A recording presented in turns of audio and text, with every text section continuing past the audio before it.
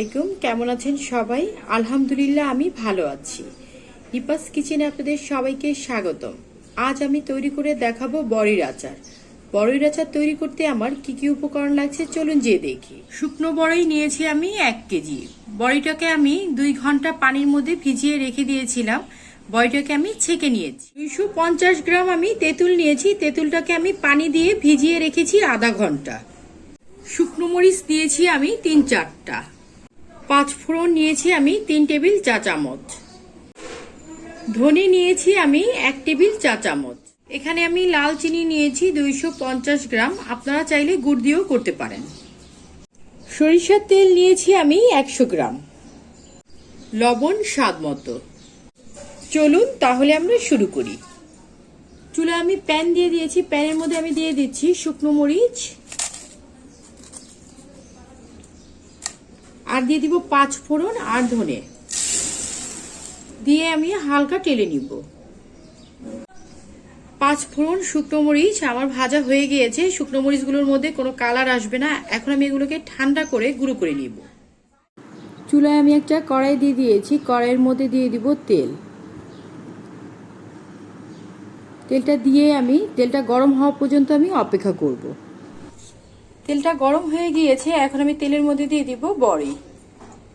খুব সাবধান করে দিতে হবে।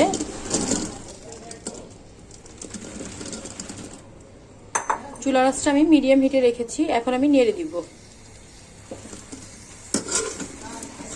ভালো করে নেড়ে মিশাতে হবে।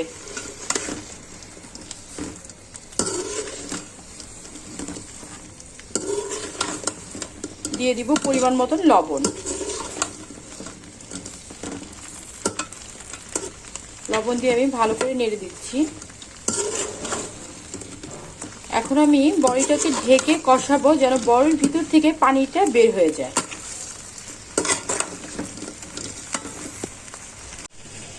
30 মিনিট পর আমি এসেছি। এখন ঢাকনাটা খুলে দেখি বড়িগুলোর কি অবস্থা। এখন আমি একটু নেড়ে দিব। মনে হচ্ছে বড়ির ভিতরে কোনো পানি আর নেই।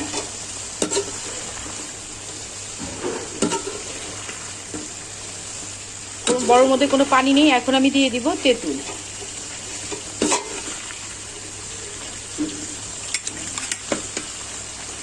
তেঁতুল দিয়ে আমি ভালো করে নেড়ে মিশিয়ে দিচ্ছি।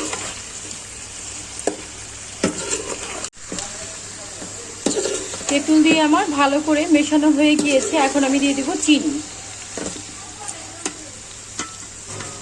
চিনি দিয়ে আমি ভালো করে নেড়ে মিশিয়ে দিচ্ছি।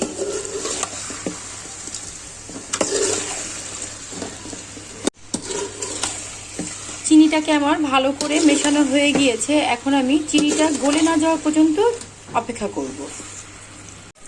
চিনি গলে গিয়েছে। এখন আমি বড়িগুলোকে ভেঙে দিচ্ছি। বড়িগুলো আমার ভাঙা হয়ে গিয়েছে। এখন আমি দিয়ে দিব গুঁড়ো করে রাখা মশলা।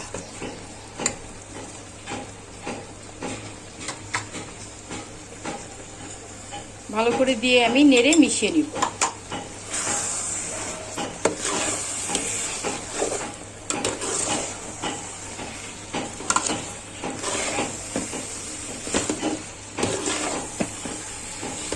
আচারটা আমার হয়ে গিয়েছে। এখন আমি আচারটাকে নামিয়ে নিব। আচারটা আমি নামিয়ে নিয়েছি। আচারটা ঠান্ডা হওয়া পর্যন্ত আমি অপেক্ষা করছি। আচারটা ঠান্ডা হয়ে গিয়েছে। আচারটাকে আমি একটা ডিশে ঢেলে নিয়েছি। তৈরি হয়ে গেল মজাদার বড়ির আচার। আমার রেসিপিটি যদি আপনাদের ভালো লেগে থাকে তাহলে অবশ্যই লাইক, কমেন্ট, শেয়ার করবেন। আর যারা এখন পর্যন্ত আমার চ্যানেলটি সাবস্ক্রাইব করেননি তারা অবশ্যই সাবস্ক্রাইব করবেন। ধন্যবাদ।